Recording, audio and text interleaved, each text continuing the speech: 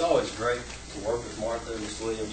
She's a great administrator, but very tough to follow her sometimes. So you're doing a good job, Ms. Williams. Good job, everybody. Thanks to the guys council too.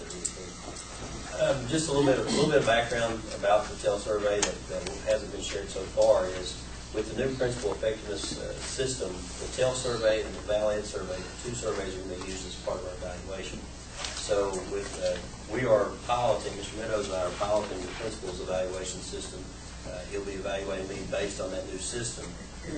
And the TEL survey results, you have to have growth goals and things like that as part of what we're doing. This year, and it alternates. I think one of the other principals mentioned that 2011 was the last time, this time was 2013. This year, they're doing the BOE. We completed the BOE, and in even years would be the BOE survey. But that being said, the TEL survey has 9 different areas dealing everything from time use to school leadership to teacher collaboration. There's 9 different areas with each one having anywhere from 7 to maybe even 12 or 13 different questions. So you're looking at somewhere in the neighborhood of 70 to 80 questions that teachers and staff members do. So that being said, I used a Kentucky Leadership Academy put out a pamphlet on analyzing the TEL survey. And what I did was I used that survey, used that pamphlet to kind of go through. I shared this with also with my teachers, but I picked out two of the highest areas that we have that were strengths. Now, as we went through and looked at all the strengths in the TEL survey, I was very pleased that it's rare. Well, it's not rare, but you talk to other principals across the state, and I felt like that my teachers and I felt the same way. And they were evaluating me on what I felt were my strengths, but also I could see some things where they felt like I had areas of improvement. And I agree with what they found.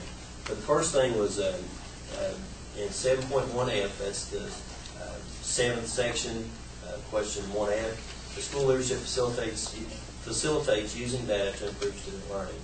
I think we were somewhere in the upper 90s, and I'll be honest with you, I think that there were some teachers that were somewhere in Floyd County took my survey too. Because there was a lot more people that took my survey than actually worked at Stony Point, so I don't know how that happened. But anyway, in the upper, I think around the 96, 97%, I'm not sure where some of those came from, but all my teachers, everybody did take the survey, but they felt like that we were doing a good job. They're on the payroll. They're on the payroll, no doubt.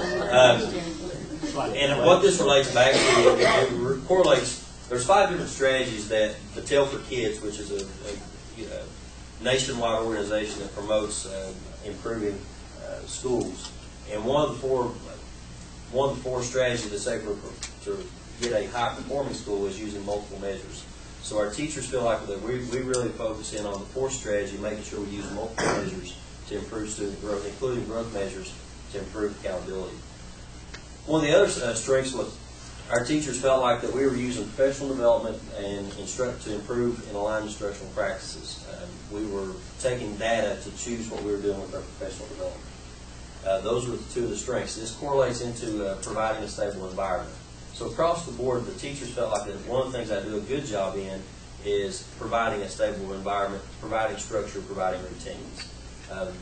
As a math teacher, you kind of feel like you get to be a manager, you're good about putting in steps. So that's one of the things those were 2 of the things that they felt like were strengths. And structures and routines is one of the things that my teachers, for the most part, feel like I do a good job with. And as far as areas for concern, or areas for improvement, areas for growth, the teachers felt like that after we did professional development, both of our areas of growth came within professional development. Even though we were choosing the right professional development, there wasn't a lot of follow-up to the professional development. For example, they felt like the professional development is evaluated, the results are communicated with teachers. There was only 51% of my staff felt that way. Now, one of the rationale that I've tried to figure for that is a lot of times we do a lot of our PD together, and that may not be something that's, for example, if we're doing reading strategies, that may not be as effective for a math teacher as something else would be. But now also, how do we follow up? How do I go back and say, what are we going to do as a follow-up for these strategies? How are we going to get the word out of what we need to do and how we incorporate it? But both the 8.1K and 8.1I, both of them deal with follow-up with professional development. So, and that also goes back into building relationships.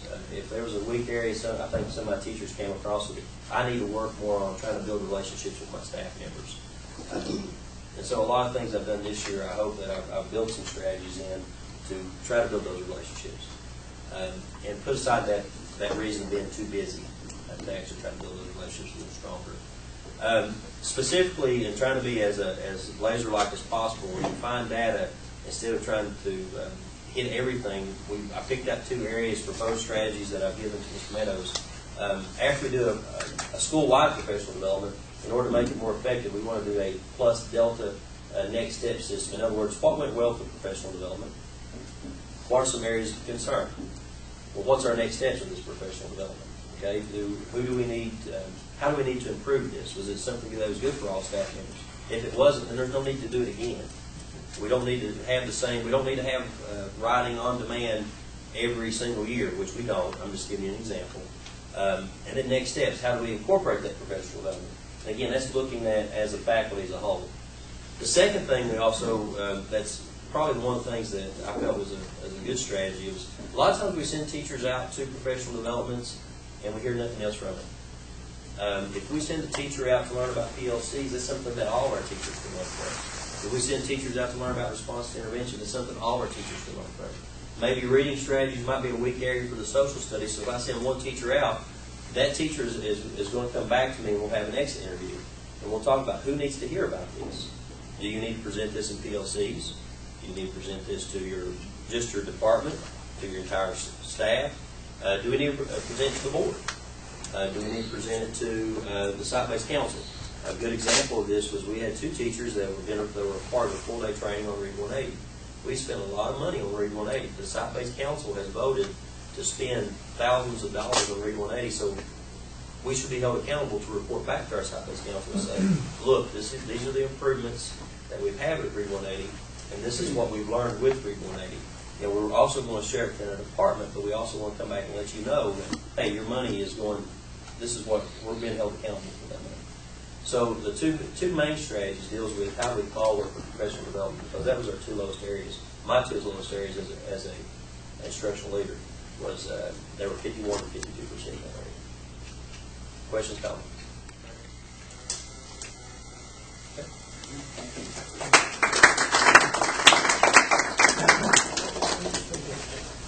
All right, that's a lot of information.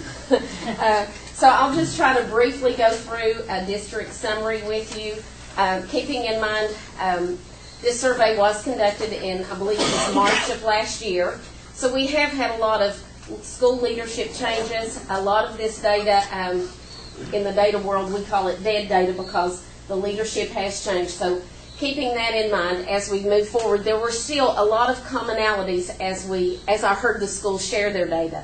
Very impressed with everyone, how they said that they owned the data, that yes, teachers gave their opinion, but then teachers had a chance to sit down and evaluate collectively their opinions and what they can do to move forward. So when we looked at it as through the district office, we tried to look at it as outliers from state averages. So if most of the state was in one area and we popped over 3, 5, even more percentage points, then those were some things that stood out for us. So looking at these, here's some things that were in very high agreement with our teachers across the district. Teachers had a desire to continue teaching at their same school. I think that speaks highly of the leadership. It also speaks highly of the connectedness they feel with those communities. 98% of our teachers feel the curriculum is aligned with Common Core standards. That was a big to me. We've done a lot of work on those new core academic standards, so I was glad to see that teachers felt like they had done that work as well. 94% of our teachers feel they have reliable access to communication tools, telephones in classroom, email communication, and things like that. In the area of school leadership, 98% of our teachers feel school leadership facilitates using data for student learning. And that's a big aha for us. That's something we should be proud of. School and teaching is getting so that every child has an individualized learning plan. What can we do to move every child? And I think you heard that over and over from the presentations tonight, whether they talked about differentiation or closing the achievement gap, or addressing the needs of special education. All of those things are focusing in on each individual child. And then the last strength there noted, teachers feel academic learning time is protected. 76% of the teachers felt that across the state. 83% of our teachers did, and I think that speaks highly of all of our administration. The weaknesses that stood out, and these were areas, the first two were areas of disagreement. The state average, 15% of teachers felt like that the community was supportive. 36% of our teachers disagreed with that. Again, along that same lines of community support, teachers disagreed, 32% saying that they felt the community support was not as supportive, contributing to the success of our students. And then the other one, which was overarching, we heard throughout the entire night, was again that professional development for closing the achievement gap. So as Mr. Meadows mentioned, you had some training with the TEL survey, and so these were some things that were brought out as a board, as district leaders, what are your next steps? So to take this information and carry it out in your leadership roles, set clear expectations with all the data that you receive, create the conditions for success for our students, for success for our teachers and our school administrators. Monitor our reports, as Mr. Meadows mentioned earlier.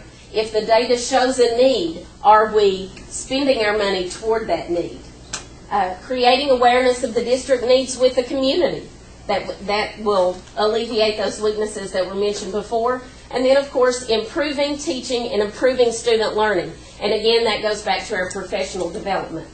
So our opportunities for improvement, and many of these things you as a board have already tackled, providing more opportunities for communication with our stakeholders, inviting stakeholders to be active participants in our school and our district by serving on committees, assisting with school initiatives, and then, of course, that overarching area that we heard from every school, providing more opportunities for professional development in closing those achievement gaps.